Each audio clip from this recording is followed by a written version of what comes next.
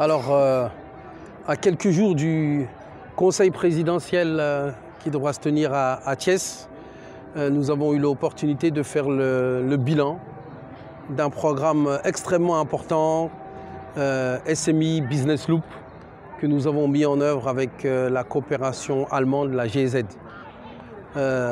et d'entamer une série de restitutions des travaux dans les 6 régions qui ont été impliquées et les 600 personnes qui ont pu être formées.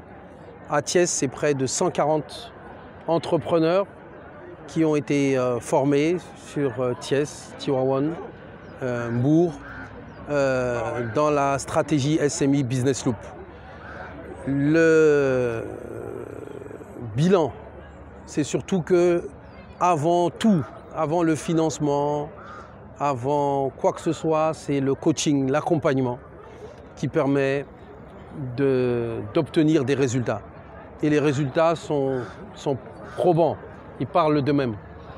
Les entreprises augmentent presque de 50% leur chiffre d'affaires, de plus de 200% leurs résultats nets, et créent de la richesse et créent des emplois.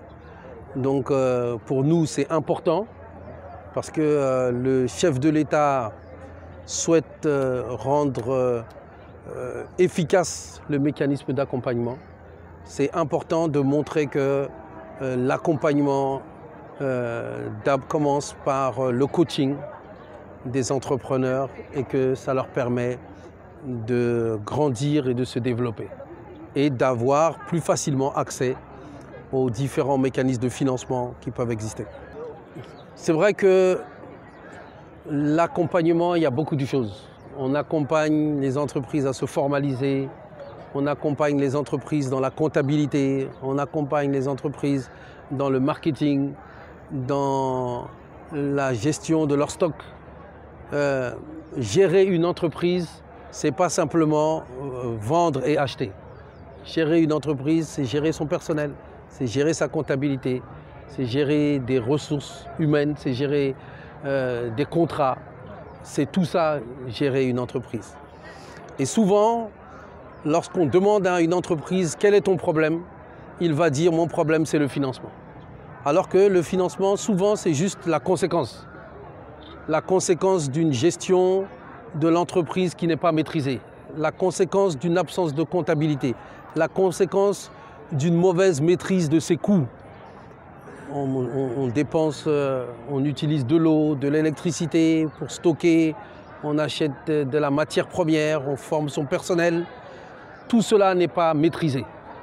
Et donc, on a tendance à dire que le problème, c'est le financement. Mais encore une fois, c'est la conséquence, ce n'est pas la cause. Donc, quand on parle de processus ou de mécanisme de financement, l'enjeu, c'est de parler du parcours qui vous permet d'arriver au financement. C'est de vous faire comprendre comment est-ce qu'on accède au financement, comment est-ce qu'on est éligible pour pouvoir accéder au financement. Et le coaching, notre accompagnement, il vise à donner aux entrepreneurs les clés pour savoir le parcours à utiliser, pour être plus compétitif, plus productif, pour accéder à des financements, pour accéder à des marchés. Les résultats sont très très satisfaisants puisque c'est 160 sur les 600 entreprises qui ont participé au SMI Business Loop. 160 entrepreneurs qui sont de Thiès, 60% de femmes, 50% d'amélioration de leur chiffre d'affaires, 200% d'amélioration du résultat net, ce qui à la fin de la journée va dans la poche des entreprises. La création de l'emploi, la création de la richesse, la première solution, c'est les entreprises existantes qui doivent être accompagnées, renforcées pour être plus compétitives. La formation a démontré que non seulement ce postulat est une réalité, mais que la démonstration est effective.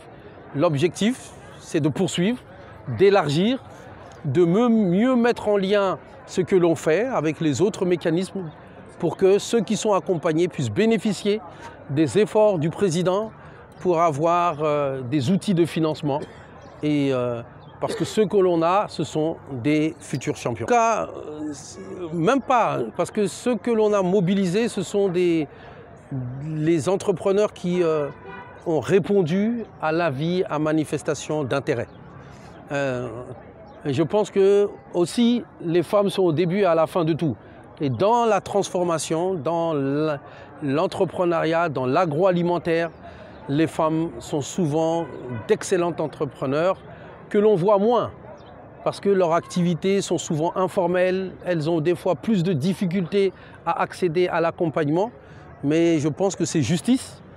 Quand on a un pourcentage de femmes plus important, elles ont vocation à être plus accompagnées et souvent, très souvent, elles fournissent des résultats meilleurs que les dirigeants masculins. Donc c'est des exemples, des modèles. Il faut s'appuyer sur elles. Ce sont aussi les futures championnes.